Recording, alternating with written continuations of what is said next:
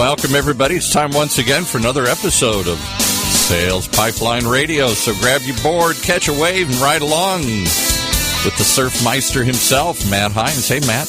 How we doing, Paul? I'm doing good.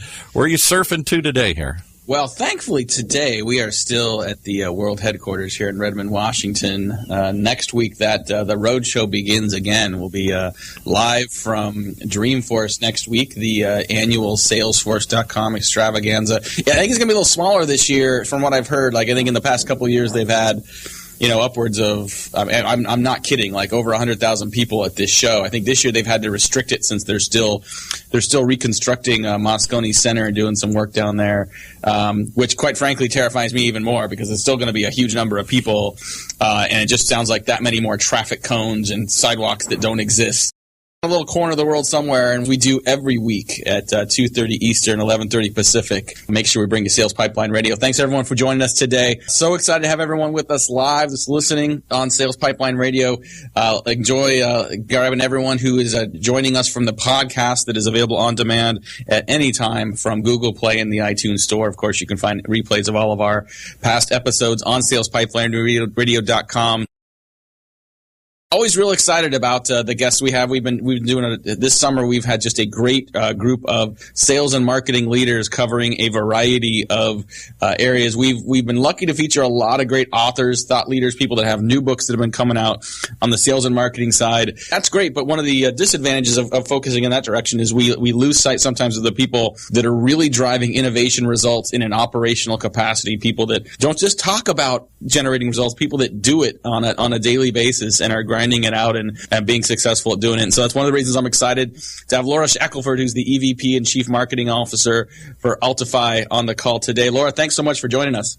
It's great to be here. Thank you. Awesome. So, before we begin, I've got a bunch of questions I want to ask you just about some of the work you're doing, but maybe just start with, tell me a little more about Altify, what you guys do, and what market you're serving.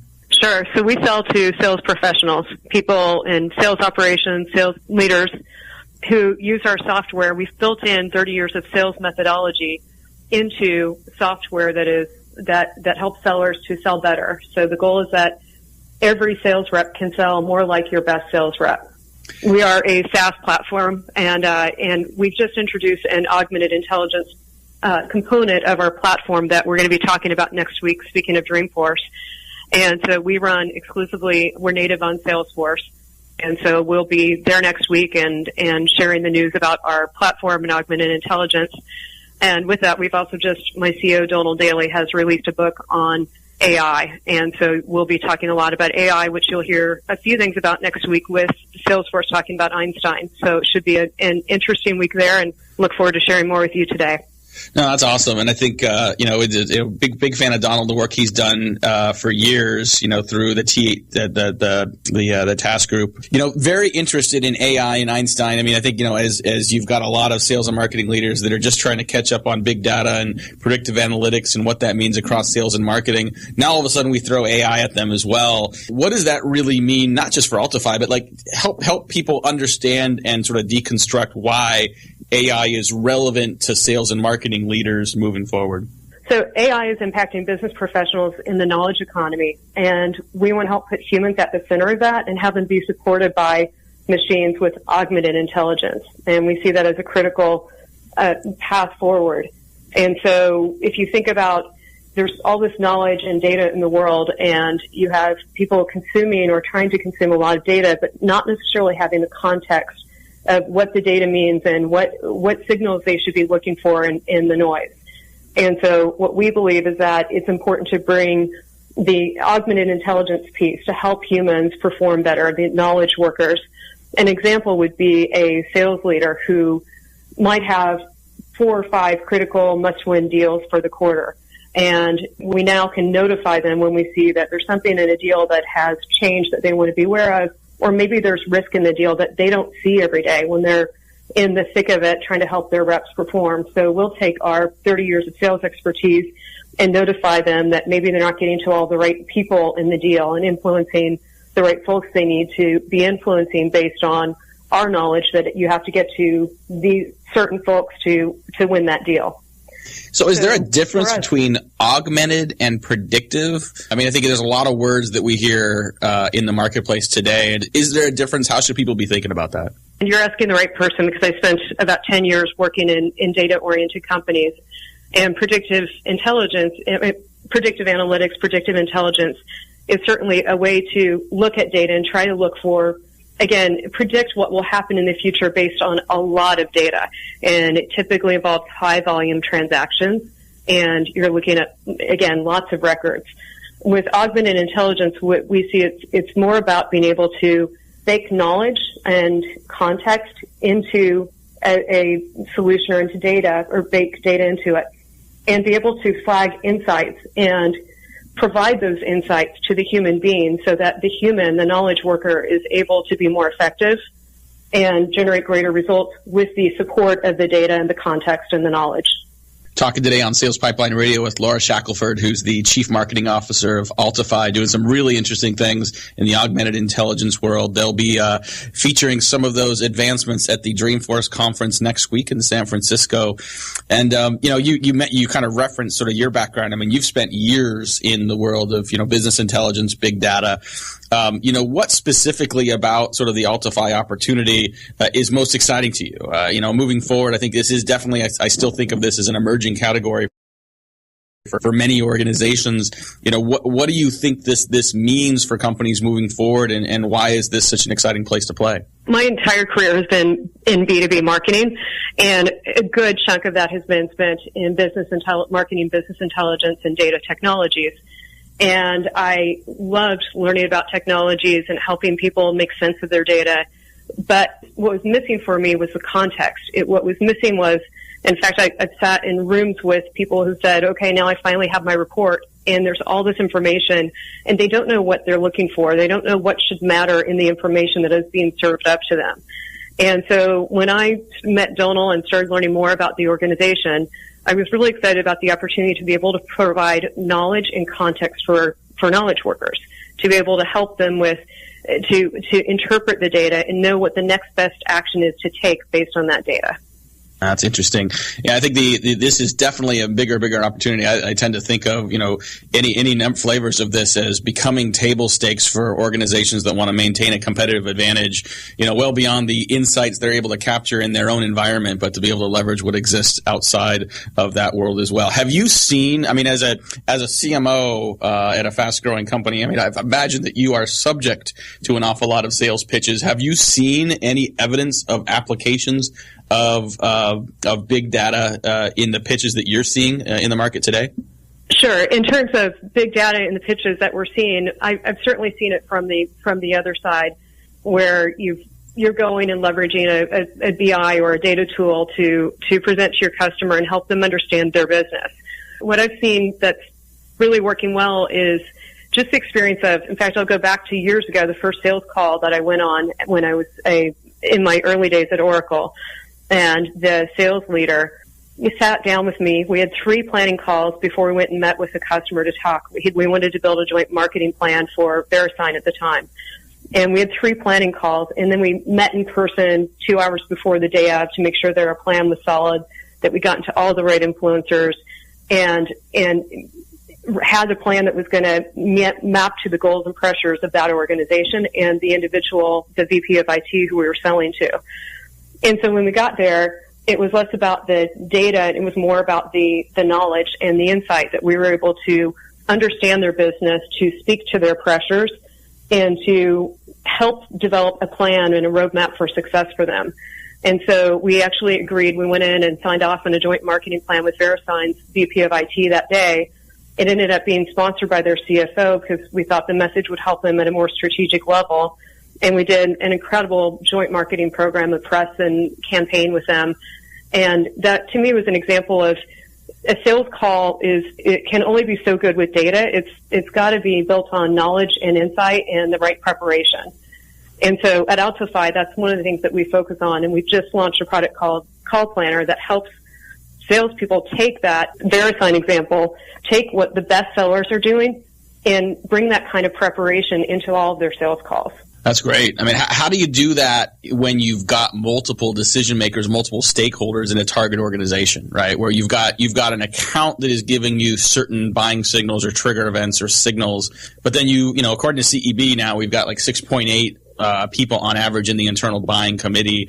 You know, how do you differentiate? I mean, does Altify help differentiate those messages, and then how do you operationalize that at the sales level as well? Right. So actually, there's data that I've been looking at that John Miller from Engagio shares, where John Miller's he's leading the charge on account-based marketing.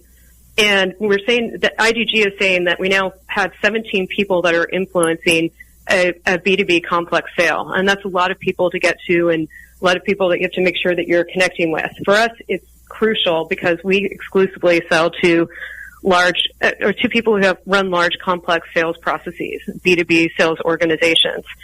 And so what's important is that we do take an account-based marketing approach, and we have a finite set of accounts that we want to target, a finite set of people within those accounts that we know we can sell to.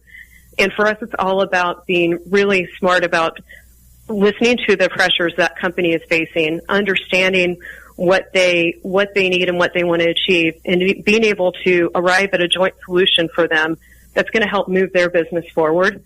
And we do that in a very targeted manner, account by account. And even to the standpoint of the way that we structure our business development team, we do have someone focused on inbound and responding quickly to inbound requests, but outbound, we very much have moved to a targeted account approach so that we can make sure that we're doing the best by these accounts that we're trying to sell to.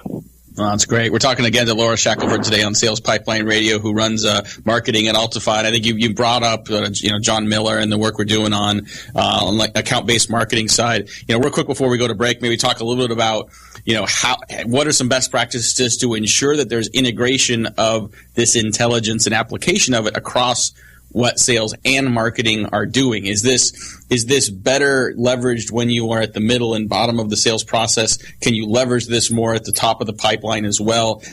Is it sort of agnostic to stage? And then, really that integration between sales and marketing, I think a lot of companies are really struggling with right now. We think of it more as bottom of the funnel now, right? There was, with marketing automation years ago, as it evolved and gained traction, people started talking about top of funnel and wanting to put more into the top of funnel and then nurture, pick the people out of the funnel they wanted to sell to and nurture them. And that's a really expensive way to go to market, and it takes a lot of time to develop. Everything old is new again. So there's been a lot of history of focusing on a certain set of accounts and taking the right message to them. And we're just excited. As a CMO, I'm excited because it's the opportunity to drive greater alignment between sales and marketing than you've seen in a long time. So my head of sales knows we agreed on what our targets were. We agreed on how we were going to get to them, what a measurement of success looked like at Altify. And then we know whether we're getting traction or not based on the set of accounts and how they're responding to us and where we're engaged with them, whether it's early in the sales cycle or whether we're influencing it all the way through.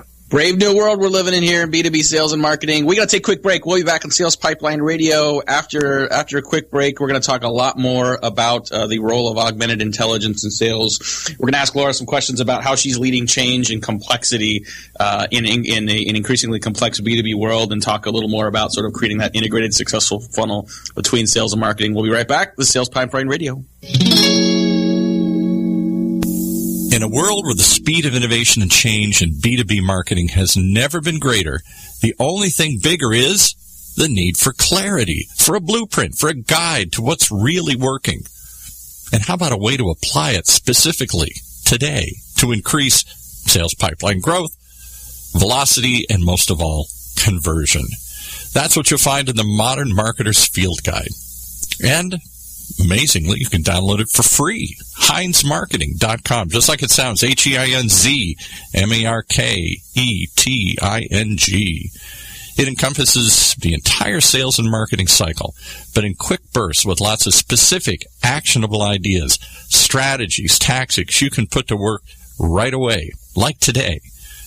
The loaded table of contents helps you narrow in and tackle a problem. And it's something you can come back to over and over again as a reference guide.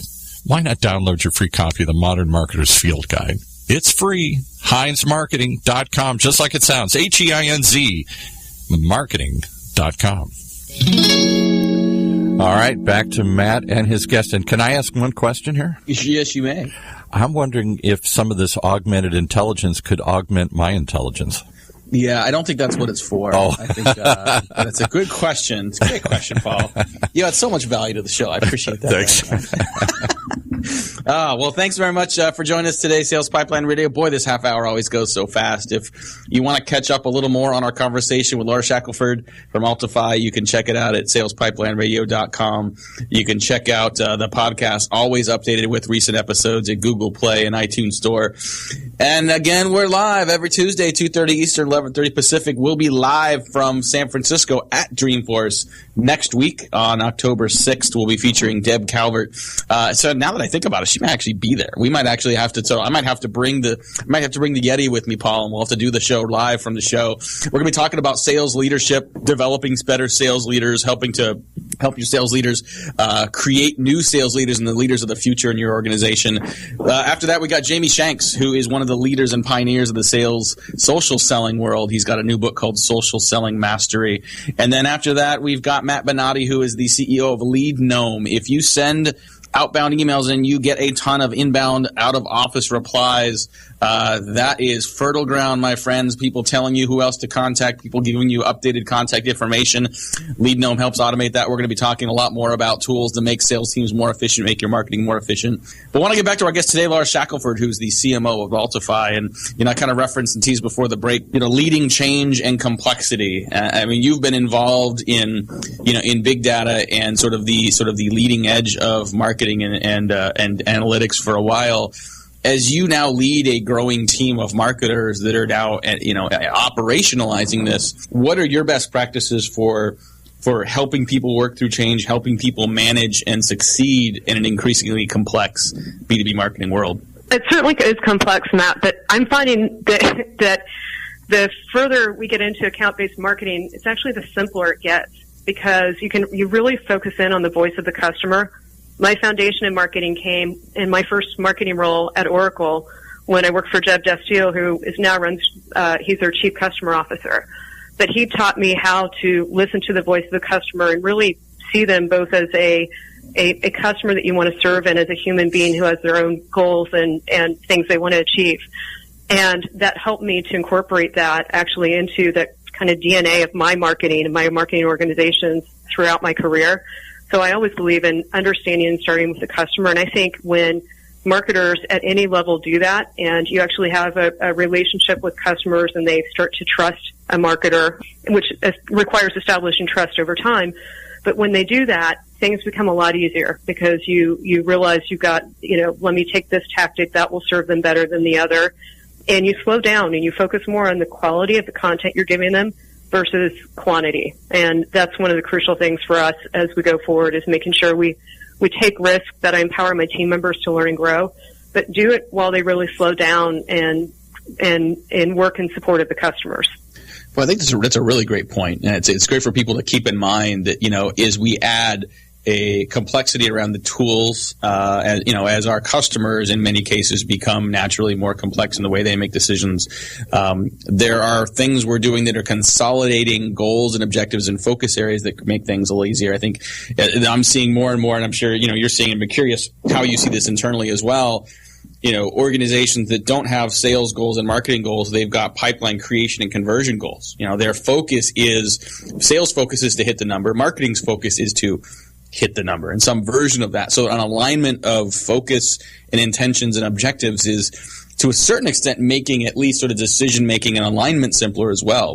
How do you guys think about that at Altify? Right. We think about it from the very outset of creation of a plan. That, as I mentioned earlier, my sales leader and I, when we worked on our plan and figured out our go-to-market goals, it was an absolutely collaborative process from the start. So it used to be, back in the day when I did my first demand plan, it would have been a sales leader telling me, here's my goal, go get this much pipeline for me. And It has changed so much now, and it's really about, understanding and looking at the data and being smart about being aggressive in setting your goals, and also knowing that you're setting goals that are achievable and that you and your sales partner are in it together. And I think that word partner is one of the most crucial, is that you form a true partnership where you can be very open and respectful, but also cut through the noise when you need to make changes and drive to results. So that handshake from the beginning to the time that you close the opportunity is crucial. Absolutely. I completely agree with that. One of the questions that I wanted to ask you, and I know that you've got some insights on this, you kind of touched on this a little bit earlier, is, basically best practices in working with your sales counterparts to create that integrated, successful funnel. We've been talking about different versions of this, but what other, either anecdotes or sort of best practices from your experience can you share that can help people that are listening navigate, whether they're, listening from the sales side or whether they're listening from the marketing side? I mean, as we've been discussing, this is an integrated opportunity now. What are some things that you've seen work that can apply elsewhere? The best sales partnerships I've had have started as partnerships from the outset, where you sit down and you're very open with your sales partner about where you see opportunity in their business, where there's opportunity in the marketing team, and how you can create that joint go-to-market plan. And I've worked with some tremendous sales leaders, and they'll come to me and tell me, this isn't working, what if we try this? And when you completely own the revenue problem together, you're both feel responsibility for revenue. It's just a different dialogue and a different level of partnership. That is easier when you're at smaller companies. So you have to figure out how to scale. So one of the things I did when I was at Microsoft, we had a very large management team that was distributed across the U.S., both in terms of marketing and sales leaders. And so it was hard to stay connected. It was hard to keep people from getting frustrated when something wasn't working the way it should.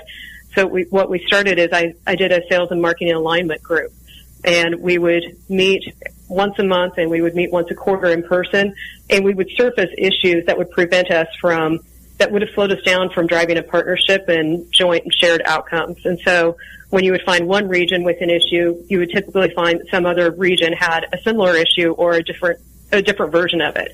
So just getting that core group together that said, no matter what, we're committed to driving the sales and marketing dialogue as a team and driving the right outcomes as a team, it was completely different. And the great thing is a lot of those people have gone on to be marketing and sales leaders at other companies that I work with today. So they've now become kind of my counsel in my career as I've gone forward.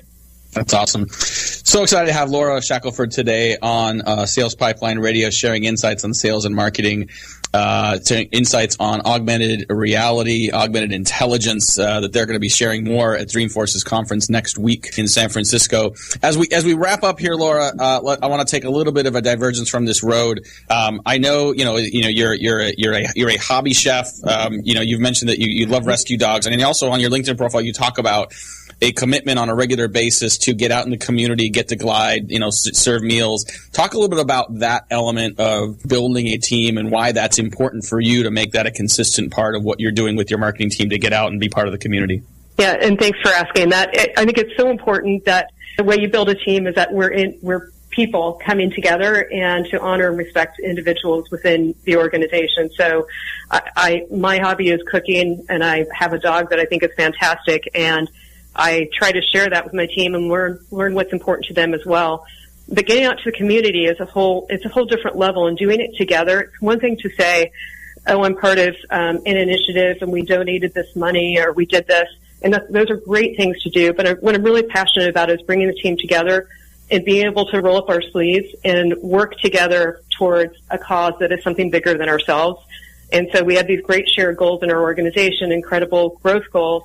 But to be able to go out and serve food to someone who's hungry that day is a whole different level of connection, and really keeps us humble as we go back to the office and roll up keep our sleeves rolled up to work through the other issues of the day.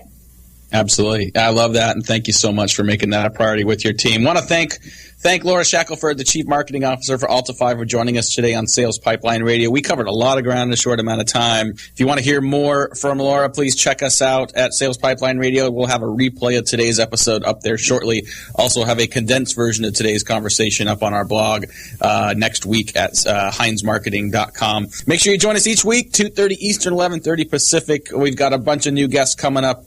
Very exciting stuff. Look forward to seeing some of you at the Dreamforce conference next week in San Francisco, where Altify and 125,000 or so of their best friends and our best friends will be out there. So look forward to seeing you there. If not, we'll see you back here next week. Sales Pipeline Radio.